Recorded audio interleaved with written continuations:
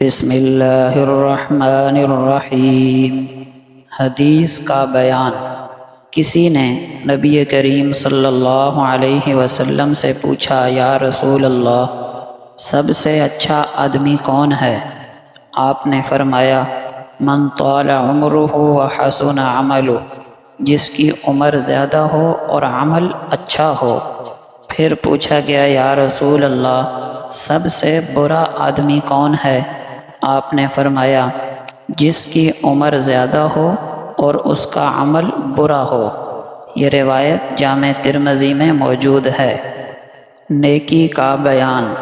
نبی کریم صلی اللہ علیہ وسلم کا فرمان ہے کہ اللہ جل شانہ فرماتے ہیں، اے ابن آدم، تو دن کے شروع حصے میں میرے لیے 4 رکعتیں پڑھ لیا کر۔ مراد اشراق کی نماز ہے، تو میں دن بھر کے تیرے سارے کام بنا دوں گا۔ یہ روایت جامع ترمذی میں موجود ہے۔ گناہ کا بیان۔ آپ صلی اللہ علیہ وسلم کا فرمان ہے جو صحیح بخاری میں موجود ہے، 3 گناہ ایسے ہیں جن کے کرتے وقت آدمی کا ایمان نکل جاتا ہے۔ نمبر 1، زانی کا زنا کرتے وقت۔ نمبر 2، شرابی کا شراب پیتے وقت۔ اور نمبر 3، چور کا چوری کرتے وقت۔ جس وقت انسان یہ کام کرتا ہے، ایمان اس کے دل سے نکل جاتا ہے اور فارغ ہونے کے بعد پھر لوٹ آتا ہے۔ سنت کا بیان۔ جامع ترمذی میں ہے کہ نبی اکرم صلی اللہ علیہ وسلم جب کسی کو رخصت فرماتے تو اس کا ہاتھ اپنے ہاتھ میں لے لیتے اور اس وقت تک اس کا ہاتھ نہ چھوڑتے جب تک کہ خود وہ رسول اللہ صلی اللہ علیہ وسلم کے ہاتھ کو نہ چھوڑ دے۔ ایک اہم نبوی نصیحت۔ ترمذی شریف میں ہے کہ آپ صلی اللہ علیہ وسلم نے فرمایا، آدمی کے لیے دنیا میں 3 چیزوں کے علاوہ کوئی حق نہیں۔ نمبر 1، اتنی مقدار کھانا جس سے کمر سیدھی رہے۔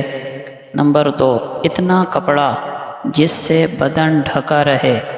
نمبر 3، ایسا گھر جس میں آدمی رہ سکے۔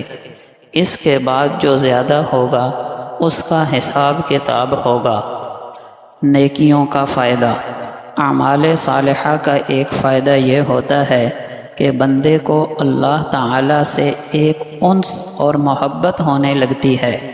تنہائیوں میں اللہ سے ہم کلام ہونے کا جی چاہتا ہے اور اللہ کے یاد میں لطف اور سرور اور لذت محسوس ہوتی ہے۔ گناہ کا نقصان۔ گناہ کا ایک نقصان یہ بھی ہوتا ہے کہ گنہگار کو اللہ تعالیٰ سے ایک قسم کی وحشت ہونے لگتی ہے، تنگی ہونے لگتی ہے، گھٹن سی محسوس ہونے لگتی ہے، جس کی وجہ سے اس کے لیے ذکر کرنا، تلاوت کرنا، تنہائیوں میں خدا تعالیٰ کو یاد کرنا، یہ چیزیں دشوار ہونے لگتی ہیں اور ان چیزوں کو وہ بوجھ سمجھنے لگتا ہے۔ یہ گناہوں کا نقد دنیاوی نقصان ہوتا ہے۔